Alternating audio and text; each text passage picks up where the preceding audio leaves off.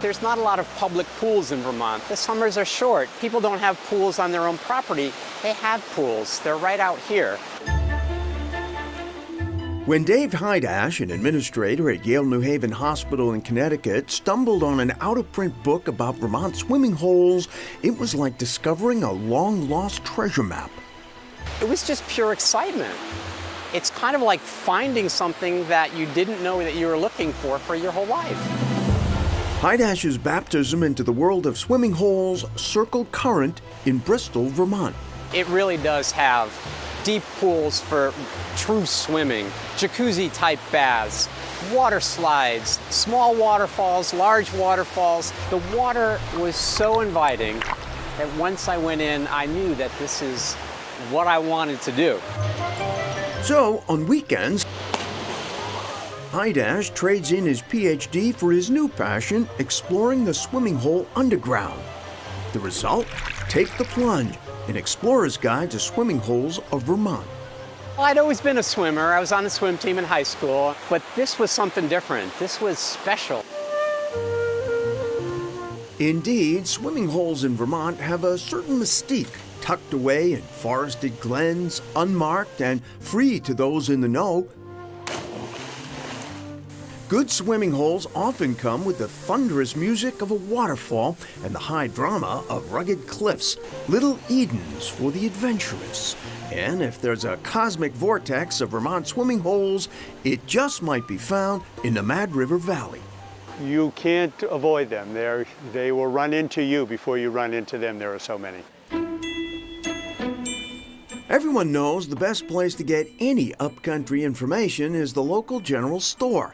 At the Warren store in tiny Warren, Vermont, Jack Garvin says an article in USA Today about the country's best swimming holes brought a tsunami of swimsuits into his store. It was almost like the artisanal beer explosion, you know, the artisanal swimming hole explosion. Garvin, who runs the Warren store, is more than happy to share info about the local spots, but there's one that Garvin holds in reserve. But we don't tell them about this spot.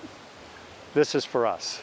Garvin's secret swimming hole, a lovely high-wall grotto behind some private property near the store. It's just open to everybody. The property owners in the state, they're very, very good in general about allowing people to come in as long as they take out what they take in. But everyone has their limits. Hey guys, well, I see all this trash. This is my property, guys. The Dorset Quarry, the nation's oldest marble quarry. Today, it's the most popular swimming hole in Vermont. A hot summer day, that can be close to 1,000 people leaping into its clear, cool green waters. 7 miles of sandy beach. 7 miles of pristine Atlantic waters. Old Orchard Beach, Maine lies about 100 miles north of Boston. The spot was first promoted as a tourist destination in 1631. By the early 1800s, Old Orchard Beach was well known to vacationers. Summer crowds really mushroomed when the train service between Boston and Portland opened in 1842.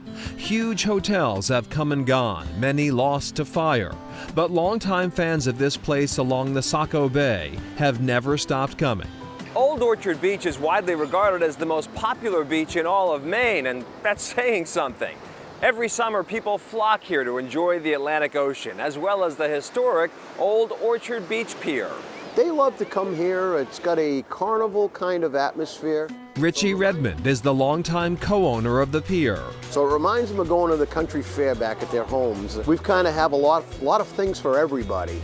We have shops, cotton candy, we have hot dogs. We're serving the best hot dogs on the beach. Built in 1898, the original pier was 3 times longer than it is today. In the 40s and 50s, the enormous casino ballroom attracted acts like Duke Ellington and Benny Goodman. But the casino was torn down in 1970. For several decades, the pier, and in fact all of Old Orchard Beach, had the reputation of being a seedy destination. But Redmond says that image has changed. Old Orchard Beach itself has become a family-orientated kind of beach community that's still affordable. There's a lot more strollers with babies in them than there was the party crowd that was 20 years ago. There's been a transformation of Old Orchard since 2005, and it's continually evolving.